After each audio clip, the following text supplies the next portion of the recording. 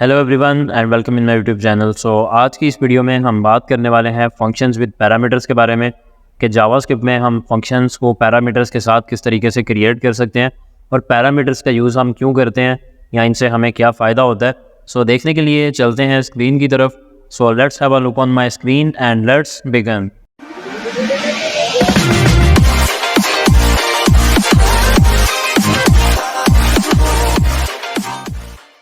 First of all मैं यहाँ पे सबलाइम टेक्स्ट एडिटर ओपन करूँगा।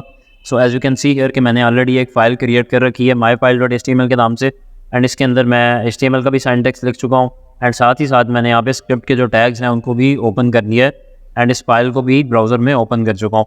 अब मैं क्या करने वाला हूँ कि फ़र्स्ट ऑफ ऑल तो हमने जो प्रीवियस वीडियो में पढ़ा थोड़ी हम उसके बारे में बात कर लेते हैं।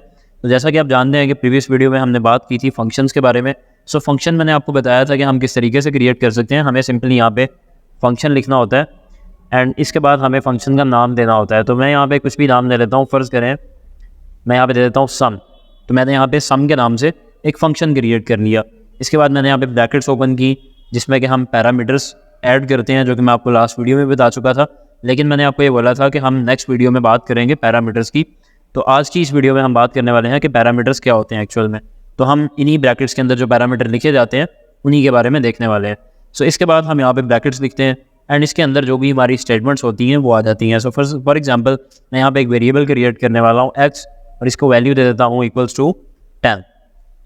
फिर मैं एक वेरिएबल क्रिएट करता हूँ y एंड इसको वैल्यू दे देता हूँ 20। सेव करूँगा एंड सेव करने के बाद मैं ये चाहता हूँ कि डॉक्यूमेंट डॉट राइट कर दे। मैं ऐसा करता हूँ, यहाँ पे एक और वेरिएबल क्रिएट कर लेता हूँ z और इक्वल्स टू कर देता हूँ x प्लस y के, मतलब कि x और y को वो प्लस करेगा और प्लस करने के बाद z के अंदर स्टोर कर लेगा एंड मैं यहाँ पे आके डॉक्यूमेंट डॉट राइट करने वाला हूँ z को। एंड साथ हम एक स्ट्रिंग भी ऐड कर देते हैं। मैं यहाँ पे लिख लेता हूँ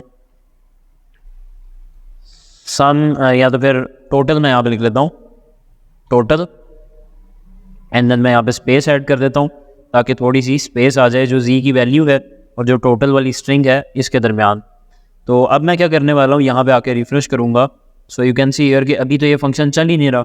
और चल क्यों नहीं रहा, उसकी रीज़न यही है कि हमने फंक्शन को डिफ़ाइन तो कर लिया लेकिन हमने उसको कॉल नहीं किया। मैंने आपको लास्ट वीडियो में बताया था कि हम यहाँ पे इस तरीके से फंक्शन को डिफ़ाइन करते हैं लेकिन इसका कोड तभी रन करेगा जब हम इसको कॉल करेंगे। तो कॉल करने के लिए हम इसका नाम लिखते हैं, इसके बाद ब्रैकेट्स ऐड करते हैं एंड देन हम यहाँ पे सेमीकोलन ऐड करते हैं। मैंने यहाँ पे ये लिखा, सेव किया, देन यहाँ पे आके रिफ्रेश करूँगा। यू कैन सी हियर कि अभी यहाँ पे लिखा आ रहा है टोटल 30। तो मैं ऐसा करता हूँ, यहाँ पे मैं थोड़ा इसकी स्ट्रिंग चेंज करता हूँ। यहाँ पे लिख देता हूँ sum of x plus y is. Save किया, देन यहाँ पे आके रिफ्रेश करता हूँ। यू कैन सी हियर कि अभी यहाँ पे आ रहा है x plus y is sum of x plus y is 30।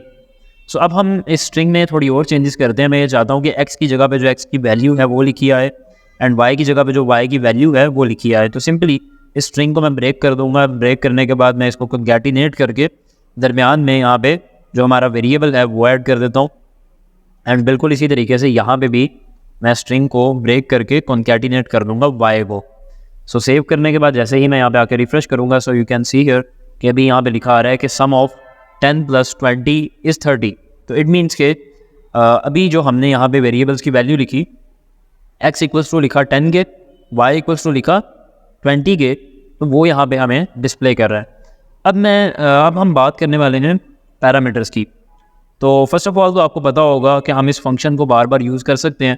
Function बनाने का मकसद ही यही है कि हमें कोड बार बार ना लिखना पड़े, हम इसको बार बार यूज़ कर सकें। तो फॉर एग्जांपल ये जो सम है हमारे पास, इसको मैं बार बार यहाँ पे लिख लेता हूँ। मैं यहाँ पे डुप्लीकेट कर लेता हूँ, 5 दफ़ा कर लेता हूँ। तो ये क्या होगा, सेव करूँगा, यहाँ पे आके रिफ्रेश करूँगा तो डेफिनेटली ये 5 दफ़ा वर्क करेगा। ऐसा करते हैं कि इसके बाद हम एक br भी ऐड कर लेते हैं। मैं प्लस कर रहा हूँ और कंकैटिनेट कर रहा हूँ एक br को।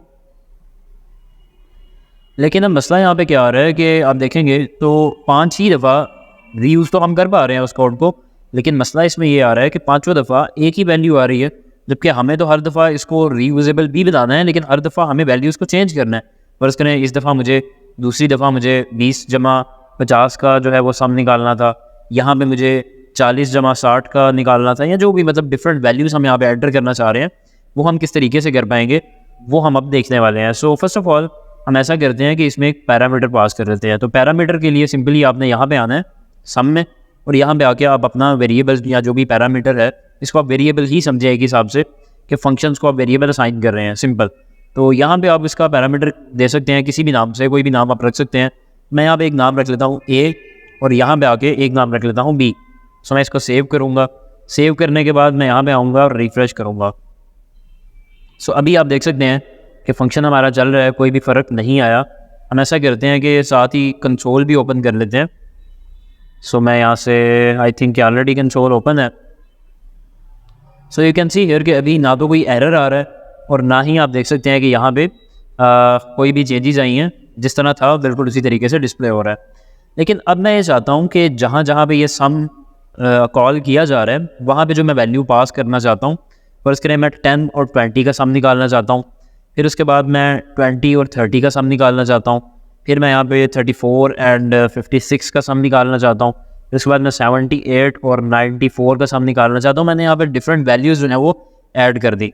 सो अब क्या होने वाला है, मैं जैसे ही यहाँ पे आके रिफ्रेश करूँगा स्टिल ये सेम रहेगा, लेकिन अब एक चेंज ये आई है कि ये जो हम यहाँ पे 10 लिख रहे हैं ये जाके स्टोर हो जाएगा ए के अंदर।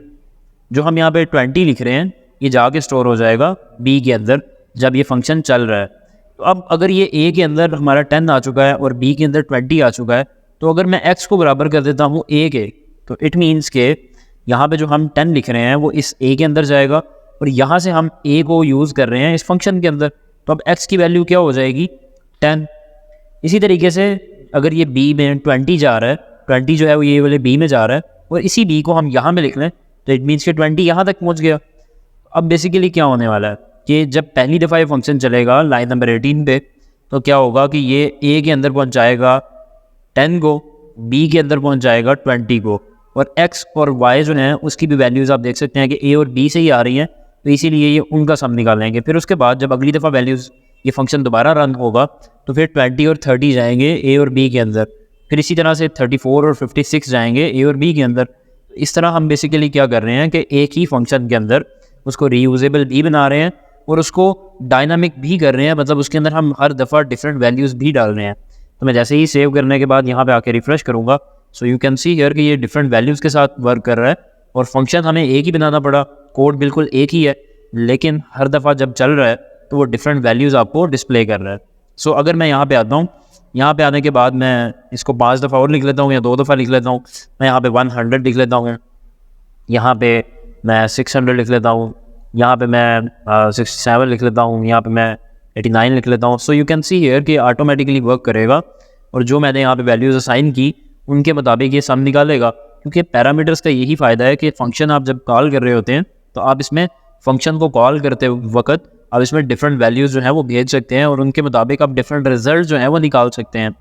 तो अब मैं क्या करने वाला हूँ, एक और चीज़ कि आई थिंक कि आपको इसकी समझ लग गई होगी पैरामीटर्स की कि क्यों हम इनका यूज़ करते हैं, और बहुत ही काम की चीज़ है क्योंकि इसके थ्रू हम मल्टीपल एक ही फंक्शन को बार बार रन करते हुए मल्टीपल वैल्यूज़ जो है वो पास कर सकते हैं सिंपली।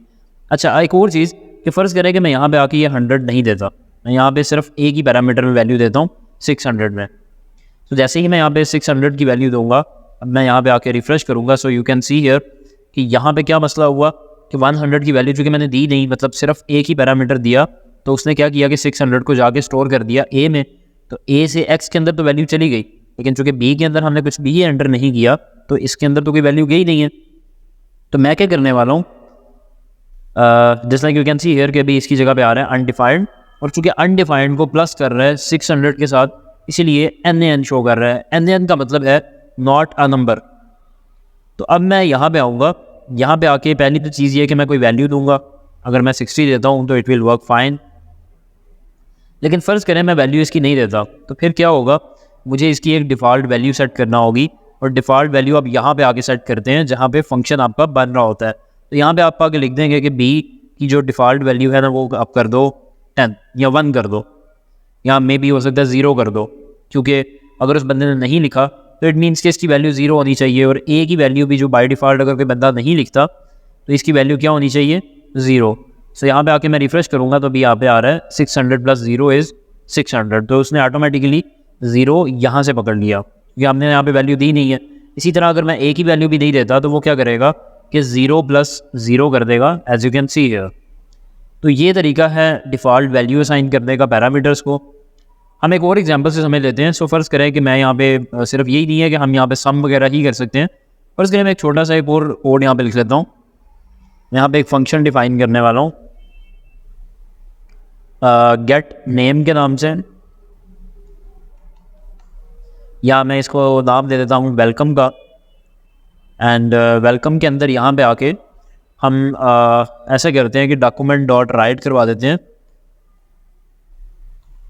वेलकम यजदान, या मैं यहाँ पे लिख लेता हूँ वेलकम यूज़र।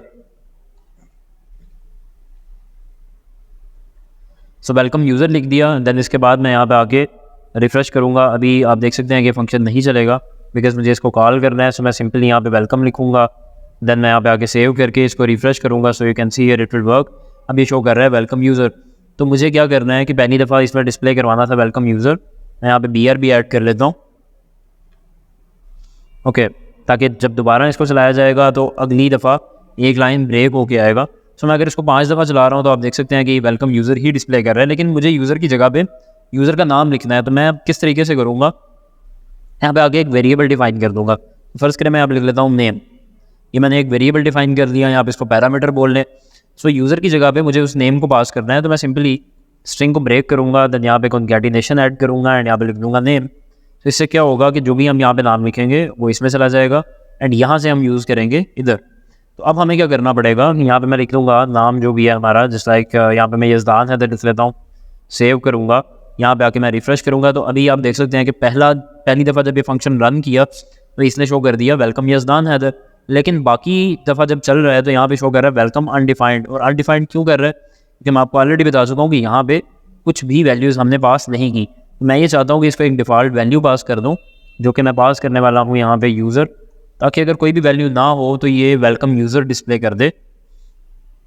सो अब आप देखेंगे कि ये शो कर रहा है वेलकम यूज़र, लेकिन जैसे ही मैं यहाँ पे आके वैल्यू पास करूँगा, जस्ट लाइक मैं यहाँ पे आके लिख लेता हूँ अयान हैदर, यहाँ पे आके मैं लिख लेता हूँ अब्दुल वहाब, यहाँ पे आके मैं लिख लेता हूँ Hamza Salam. Then you will see here कि जैसे ही मैं यहाँ पे आके रिफ़्रेश करूँगा तो यहाँ पे ये डिफरेंट वैल्यूज़ को प्रिंट आउट कर रहा है। तो ये बेसिकली तरीकाकार है पैरामीटर्स के साथ फंक्शन को यूज़ करने का। सो उम्मीद करता हूँ कि इसकी आपको समझ लग गई होगी कि पैरामीटर्स हम क्यों यूज़ करते हैं और ये कितने इंपॉर्टेंट हैं। बेसिकली जब हम ज़्यादा लेंथी कोड करेंगे तो उसके अंदर आपको बहुत ही ज़्यादा फ़ायदा होने वाला है इसके थ्रू, कि एक तो आप फंक्शन भी बना रहे हैं, आपका कोड भी दोबारा नहीं लिखना पड़ रहा, आपका टाइम जो है वो बच रहा है, और दूसरे नंबर पे साथ ही साथ आप उसमें डायनामिक भी उसको कर रहे हैं बाय यूजिंग मल्टीपल या डिफरेंट वैल्यूज़। तो उम्मीद करता हूँ वीडियो आपको अच्छी लगी होगी। अगर आपको वीडियो अच्छी लगी है तो आप इसको लाइक करें एंड चैनल को सब्सक्राइब करें। सो मिलते हैं नेक्स्ट वीडियो में। थैंक यू, अल्लाह हाफिज़।